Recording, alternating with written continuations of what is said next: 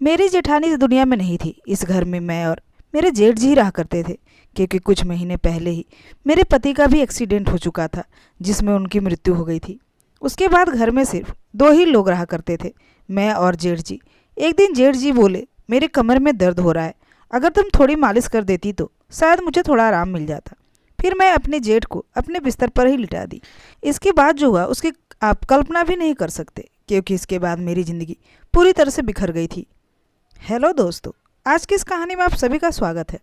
शादी के 5 महीने बाद मेरा पति अचानक एक दुर्घटना में गुजर गया। मेरे पिताजी ने बड़ी मुश्किल से मेरी शादी कराई थी, लेकिन 5 महीने के अंदर ही मैं फिर से अपने मायके के दरवाजे पर आ गई। मेरे मायके में मेरी माँ नहीं थी, इसलिए मुझे बहुत डर लगता था कि अगर पिताजी कुछ कहेंगे तो मैं किसके सहारे वहाँ रहूँगी। वहाँ मेरी सौतेली माँ थी, इसलिए डर और भी ज़्यादा लग रहा था। फिर अचानक एक दिन मेरे जेठ जी हमारे घर आए और उन्होंने मेरे पिता से कहा कि वह मुझे फिर से अपने घर ले जाना चाहते हैं। मेरी सौतेली माँ ने तुरंत ही हाँ कह दिया, लेकिन मेरे पिताजी ने कहा, अब आपका भाई नहीं रहा तो आप मेरी बेटी को क्यों ले जाना चाहते हैं। इस पर मेरी सौतेली माँ ने पिताजी से बहस करना शुरू कर दिया और कहा, इसमें इतना सोचने की क्या बात है, वह कह रहे हैं कि वह उसे ले जाना चाहते हैं तो उन्हें ले जाने दो। उनके घर की बहू है, भाई की मौत हो गई तो क्या हुआ, वह अपने ससुराल जा सकती है। माँ के इस झगड़े के बाद पिताजी ने बिना कुछ पूछे, बिना कुछ कहे, मेरी बेटी वहाँ खुश रहती है तो एक पिता होने के नाते मुझे खुशी होगी, आप उसे ले जाइए।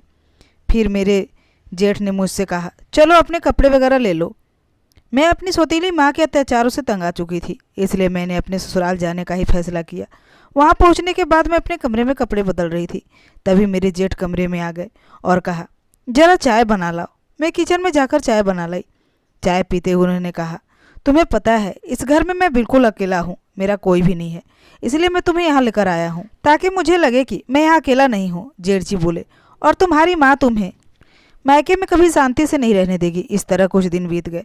6 महीने बाद एक रात मैं अपने कमरे में सो रही थी, तभी देर रात दरवाजे पर दस्तक हुई। मुझे समझ में आ गया कि यह मेरे जेठ जी होंगे, क्योंकि इस घर में मेरे और जेठ जी के अलावा कोई और नहीं था, और रात के आधे पहर कौन दरवाज़ा खटखटा सकता है। मैंने सोचा कि शायद जेठ जी को कुछ चाहिए होगा, इसलिए दरवाज़ा खोली। दरवाज़ा खोलते ही मेरे जेठ ने मुझे पकड़ लिया और बोले, सुधा, मैं बाथरूम में गिर गया था, मुझे बहुत दर्द हो रहा है, अगर तुम थोड़ी मालिश कर दो तो मुझे थोड़ा आराम मिल जाएगा। फिर मैंने अपने जेठ को अपने ही बिस्तर पर लिटा दिया, लेकिन मैं उनके कमरे में तेल लाना भूल गई। अब मुझे लगता है कि मेरा पति कम उम्र में ही मुझसे शादी कर बैठा और फिर इस दुनिया से कम उम्र में ही चला गया। यह सब सोचते हुए मैं अपने जेठ जी की मालिश करने लगी। मैंने कहा, जेठ जी दवा ला दूँ क्या? तो उन्होंने कहा, नहीं, इससे ही आराम मिल रहा है। उनकी अजीब बातें सुनकर मुझे अजीब महसूस होने लगा। फिर मैं बोली, जेठ जी आप यहीं लेट जाइए, कमर में दर्द है तो आप अपने कमरे में कैसे जाएंगे, मैं आपके कमरे में जाकर सो जाती हूँ। मेरी बात सुनकर मेरे जेठ जी बोले, सुधा, इस हालत में तुम मुझे अकेले छोड़कर चले जाओगी, अगर रात में मुझे बाथरूम जाना पड़ा तो मैं अकेले कैसे जाऊँगा, इससे बेहतर है कि तुम यहीं सो जाओ। कुछ समय बाद मेरे जेठ उठकर मेरे पास आया और बोले, सुधा, मैं तुमसे कुछ कहना चाहता हूँ, अगर तुम मेरी बात मान जाओ तो ही मैं कहूँगा।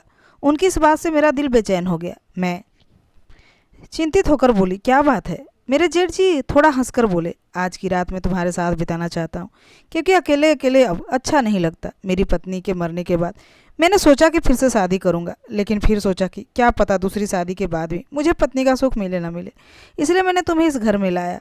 उनकी इस बात से मुझे बहुत असहज महसूस हुआ, लेकिन उनकी बात का विरोध करने का भी हिम्मत नहीं हुआ। मैं अपने कमरे में सोफे पर लेट गई। मुझे नींद नहीं आ रही थी, बहुत डर लग रहा था। तभी वह बोले कि मैं चाहता हूँ कि तुम मुझसे शादी कर लो ताकि कोई कुछ न कह सके। तभी मैं हक्का बक्का होकर बोली, जेठ जी आप यह क्या कह रहे हैं, आप मेरे जेठ जी हैं और जेठ से शादी कैसे कर सकती हूँ। मेरे जेठ जी बोले, देखो सुधा, मैं मानता हूँ कि कभी मैं तुम्हारा जेठ था, लेकिन तुम्हारे पति को मरे हुए 6 महीने गुजर चुके हैं। अब हमारे बीच कोई रिश्ता नहीं है। मैं अकेला हूँ, तुम भी अकेली हो, हम एक दूसरे का साथ दे सकते हैं।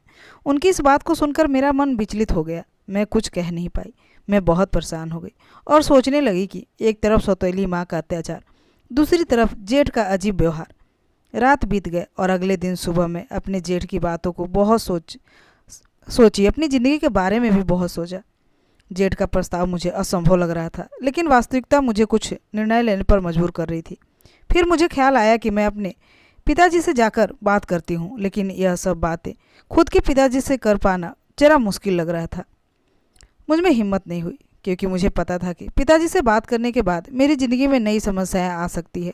इसलिए मैं उनके पास नहीं गई। ऐसे ही एक दिन शाम को मेरे जेठ ने कहा, सुधा, मैंने तुमसे कुछ गलत नहीं कहा है, बस चाहता हूँ कि तुम मेरे जीवन में खुशियाँ ले आओ। मैं अकेला नहीं रह सकता, तुम्हारे साथ ही मेरी ज़िंदगी पूरी होती है।